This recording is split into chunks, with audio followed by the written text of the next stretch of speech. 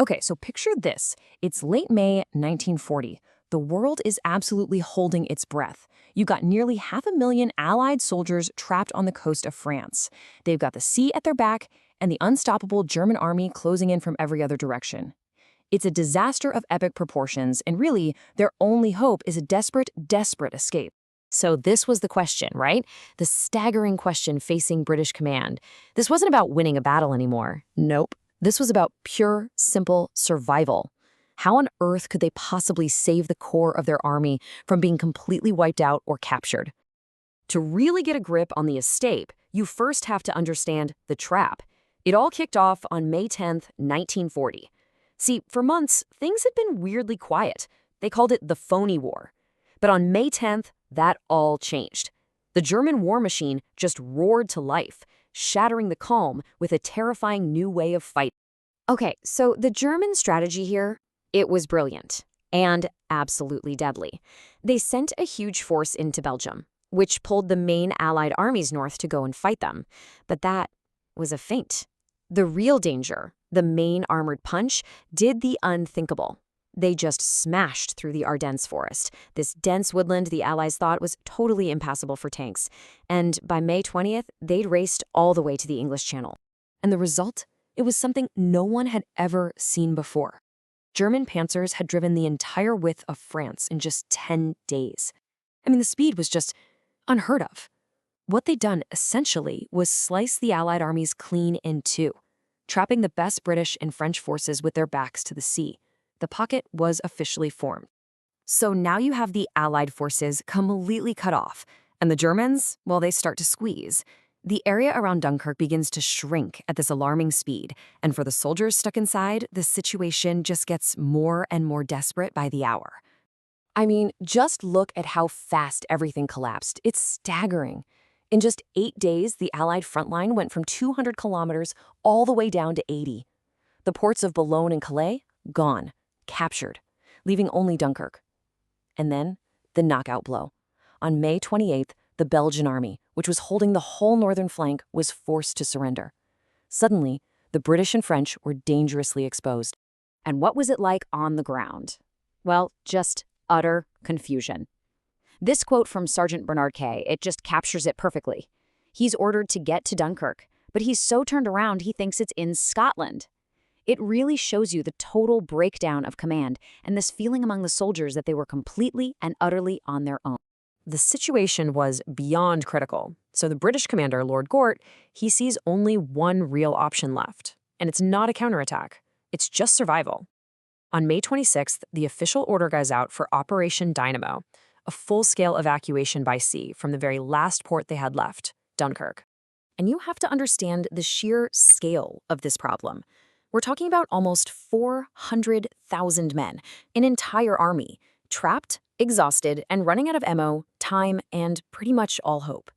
But right away, the plan hits two massive, massive snags. First, the German Air Force, the Luftwaffe, is just relentlessly bombing the port, destroying everything you'd need to load big ships.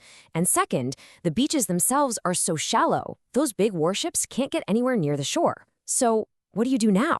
How on earth do you get these men off? The solution they came up with was pure desperation, total improvisation.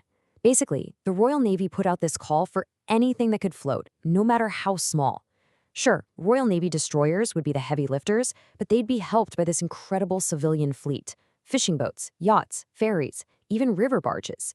These became the legendary little ships, and their job? To act like taxis, shuttling soldiers from the shallow beaches out to the big destroyers waiting in deeper water. But here's the thing. Even with all those little ships, it was just agonizingly slow. And then, something happened. A turning point, a lifeline that came from a place nobody expected, and it would dramatically change the fate of the entire operation. And you gotta remember just how bleak things looked at the start. The British Admiralty's initial hope, the best-case scenario, was to save maybe 45,000 guys over 2 days. That's it. They were fully preparing to lose the vast majority of their army. So, what was the game changer? It was this thing called the mole, basically the eastern breakwater of the harbor, this long pier made of stone and wood that stretched almost a mile out to sea. And it was never, ever designed for ships to actually dock against it. But the beachmaster, Captain William Tennant, he had an idea. And this mole, it completely transformed the entire evacuation. They laid down some wooden planks, and boom, they had a makeshift jetty. Suddenly, destroyers could pull right up alongside it, and soldiers could just walk aboard, thousands at a time. In the end, this one little piece of infrastructure became the main artery of the escape, accounting for a staggering 60% of everyone who was rescued. So when that final ship sailed on June 4th, the final tally was just astonishing. Remember that initial number, 45,000? Well, it wasn't back. It was over 338,000 Allied soldiers, British and French, who had been snatched from the trap. A number no one, absolutely no one, thought was possible. Now, it's really easy to just call this whole thing a miracle and move on. But to really understand Dunkirk, you have to look at the sacrifice that made it possible. This deliverance, it came at a terrible, terrible cost. See, this evacuation didn't just happen in a vacuum. It was bought and paid for with blood. While thousands were lining up on the beaches, a heroic rear guard was literally fighting to the death to hold the Germans back. The French First Army made this incredible stand at Lille, holding up 7 German divisions. And you had individual soldiers, guys like Captain Marcus Irvin Andrews, holding vital canal crossings for hours against impossible odds. Their sacrifice is what bought the time for the ships to do their work. And the cost in human lives, it was just immense. Over 3,500 British soldiers were killed, but the French army, they paid an even heavier price, with around 18,000 killed during this campaign. So many of them died holding that perimeter so their allies could get away. That's a sacrifice that should never be forgotten. But Winston Churchill, he was under no illusions about what had just happened. He knew that even though the rescue itself was a triumph of pure guts and logistics, it was born from a colossal military defeat. And he made it crystal clear to everyone, this was not a victory. Britain had been kicked off the continent, leaving all its tanks and heavy guns behind. But something powerful was forged in a fire of that defeat. From the ashes of this absolute disaster, a new kind of national resolve emerged. It became known as the Dunkirk spirit, the sense of unity, defiance, and a stubborn determination to just see things through no matter how bad it got. And that spirit, it was captured perfectly in perhaps Churchill's most famous speech, which he gave right after the evacuation ended.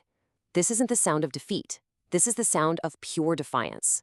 The army had been saved, and now Britain was going to fight on, alone if it had to. And really, that's the great paradox of Dunkirk, isn't it? It was a total military catastrophe that somehow became a symbol of national triumph, a defeat that inspired a nation to eventually fight on to victory. So, was it a miraculous deliverance? Oh, absolutely. But was it a victory?